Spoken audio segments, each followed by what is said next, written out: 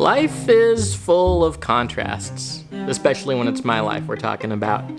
I go between interviewing former combatants, talking about peacemaking in post-conflict villages, to trying to practice peacemaking between my 3 toddlers. There's a bit of whiplash between the 2 drastically different sides of my life, the undeniably domesticated side, and the side that's always in pursuit of the next big international adventure. I have a lot more quiet nights at home now than I used to, and I've never appreciated those as much as I do now. But when I'm away, things are anything but quiet. The thrill of adventure comes roaring back, and I start to feel like I'm back in my body. Sometimes it feels like I've found a way to experience contentment and restlessness all at the same time. Deep roots and wanderlust. See, when I'm on a mountain, an expedition, or a totally new environment, I feel like the truest version of myself. And at the same time, when I'm allowing myself to be satisfied with the ordinary, I feel like I'm leaning into resistance and growing. But don't these 2 paths seem to lead in totally opposite directions?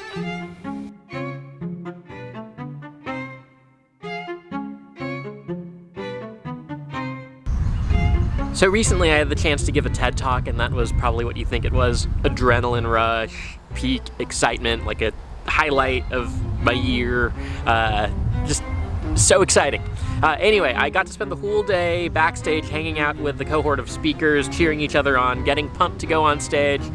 I started talking with one of the other presenters. He was actually a musical performer named Matt, and we started talking about just the way my life contrasts with itself so much. You know, one day I'll be on stage giving a TED Talk, telling stories from my last trip to Africa, and then the very next night it's storybooks with the kids and tucking them in for the evening. And just going from 0 to 100 and back again several times during the week was kind of my normal these days. So I wouldn't call my upbringing particularly adventurous by any means, but when I grew up and I started to be able to take my own excursions, go on my own adventures, that's really kind of how I feel like I grew into myself. As a student, being able to spend extended periods of time in places like Australia or Italy, Argentina or South Africa were just totally formational in how I see the world and what I want out of life. They made me conscious of the planet and how big it is and how different people are. And then at the same time, it was like super empowering to be living in Italy and to discover that, oh, if I wanted to, I could just hop on a train, head to Austria, spend a weekend there, come back, have a little mini adventure. Like, that was exciting. I know for a lot of people that seems like really obvious. Like, yeah, the countries are neighboring, why couldn't you just hop a train and do that? But listen, the epiphany for me was that, like, you don't just have to let life be something that happens to you. Like, life itself is an invitation, and you get to say yes to it.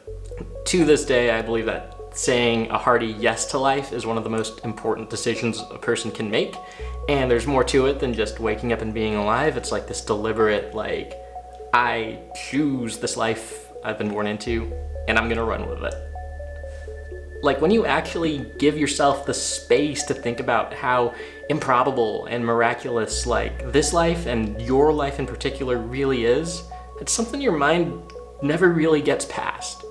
Like, if you just take things as far back as my great-grandparents, that's a combination of 8 people who all had to survive wars and famines and meet each other in the right circumstances. And that's only 4 generations back. If you keep going, that is a lot of people, a lot of things that had to go exactly the way they did.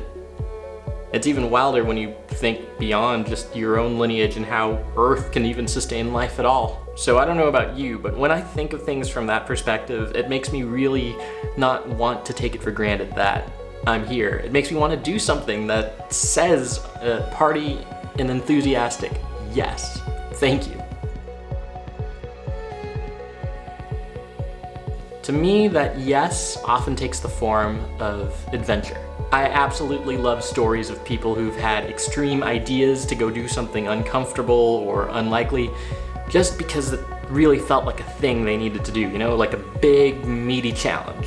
Something that requires sacrifice and persistence. I think you just get a lot out of life when you live it that way. This is the premise of one of the books that's resonated with me quite a bit. the happiness of pursuit. That's why I love the spirit at the finish line of a marathon. You have all these people there who have just achieved some big physical accomplishment. And I think for most of the people there, the accomplishment is something that's even bigger than the race itself. Like, you have people who are there to prove to themselves that they could do it. You have people who are there trying to come back from injury, trying to refute a lie they've told themselves about their body or that somebody else, society, has told them. There's all kinds of things going on there. The threshold of like what's difficult and what can be considered a challenge is totally elastic, and it changes based on each different person and their circumstances and their life experiences. But I think by going for it, by figuring that stuff out, we just become better versions of ourselves. And it's not just me, but I know of countless people who've decided to start pursuing an ambitious project, feeling like they were starting to take on something that might start with them, but ultimately ends up being bigger than them. This sort of undertaking completely transforms their lives. And it's not so much the success that changes everything, but it's like the quest itself. It provides process and direction and purpose. I think the other big reason I pursue adventure pretty persistently is just life is too short not to. I think it was pretty early in my life where I realized, hey, my time on Earth is gonna be limited and I only get to live here as myself, so it's on me to make the absolute most of it. And so because of that, I've acquired so many memories where I can just say, I am really glad I did that thing, you know? And at the same time, it's still full of dreams, things I look forward to getting to in the near future. One thing I'm really thankful I said yes to was an internship I took shortly after I graduated. It was with Liberty in North Korea, an organization that helped rescue and resettle refugees. My role was to give presentations at churches and universities, raising awareness about the issue. I drove around the country and lived in a van. It was fun, but it was also grueling work, long, demanding days.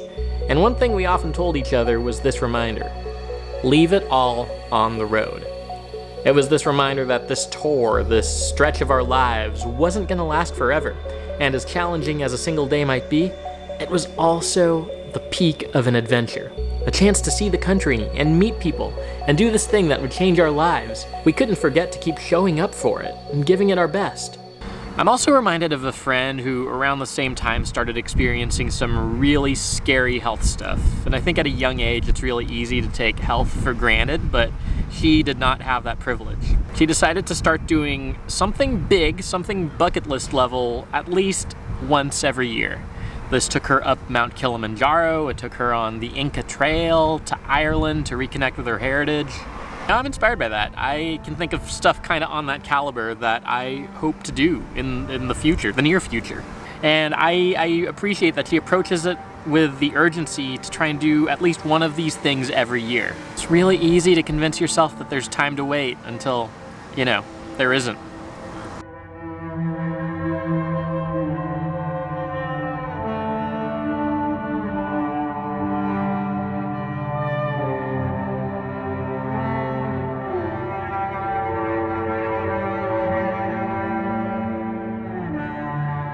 So I think I'm a pretty action-oriented person. I don't like sitting around waiting to do something if I know that thing can be done right now and there's no real reason to wait. When I think of an ambitious person, I'm typically thinking of someone who's work-oriented, who shows up to everything 5 minutes early, who has a meticulous planner with every detail.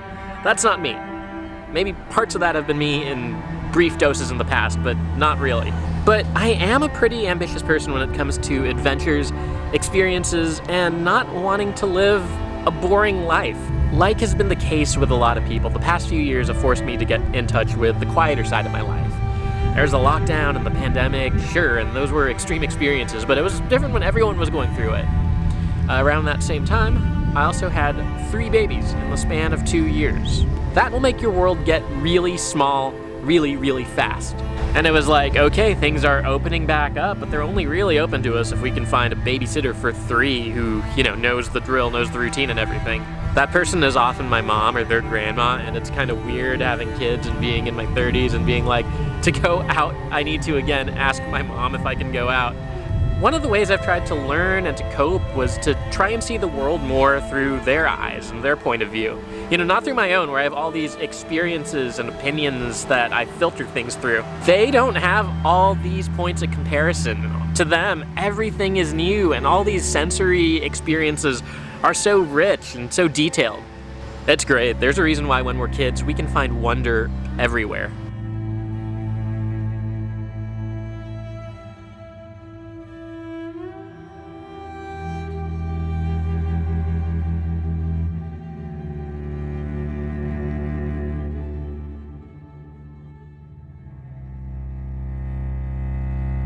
I think I've always been threatened by the idea of living a boring life, and hearing myself say that, I don't think those words quite do it justice. I think we've all experienced being bored or understimulated, but for me it's something different. It's a little more existential. It's like being given this miracle of life and just letting it kind of go to waste. I also say that knowing that no life is really wasted and stuff, but you get what I'm saying. Every now and then I'll hear an artist or a writer or someone just actually put these into words that really resonate with that feeling, and it's like, oh, yes, they get it. But whatever you call this itch or this impulse, I actually appreciate it, because it drives me to go out and to do stuff. I think in my life, it's led me to do some things I never would have imagined possible, and it's produced way more positives than negatives. I do appreciate being challenged with the way I think, though, and I think one of the big challenges that came to me recently came in the form of that book, 4,000 Weeks by Oliver Burkeman. It kind of calls out the way that our ambitions are often a cover for a scarcity mindset when it comes to time and life, and also just human limitations and our own mortality.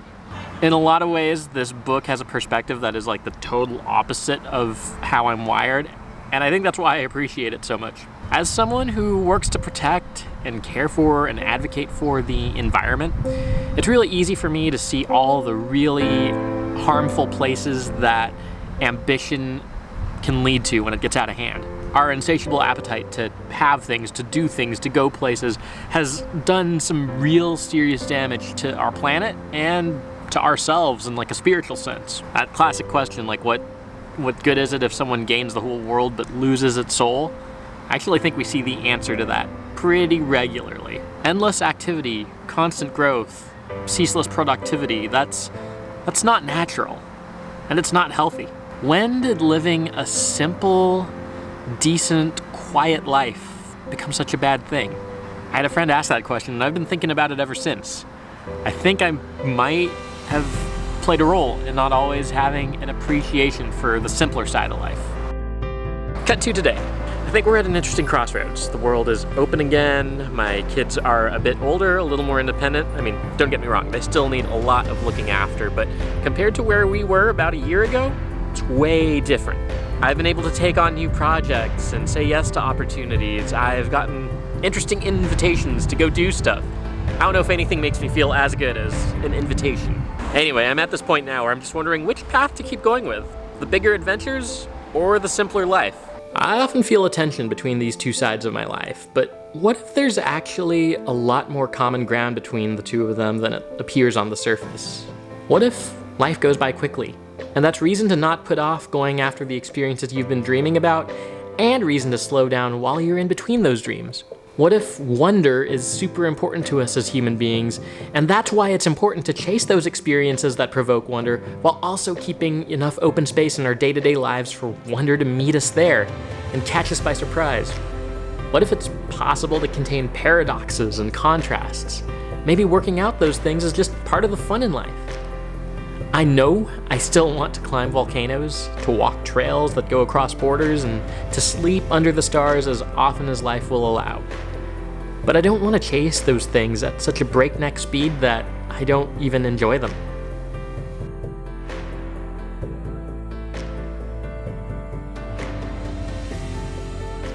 These days I've been going on more adventures, but the kind of adventures that work for where I am right now. I really appreciate this tension between opposites. I have experienced a life where I had traveled nonstop, and I don't think that works for me anymore.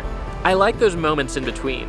And even though I don't travel quite as much as I used to, I don't think I've ever enjoyed the places I've been going to more as I have these last few trips. I know I can't take these opportunities to go places for granted, so that just makes me slow it down and take it all in. And then during those in-between times, I can sit and marinate for a little bit. I can let the stories sink in and reflect on what I learned or experienced. That makes those memories and encounters so much more meaningful. A simple life and bigger adventures, I'm starting to think they're actually compatible.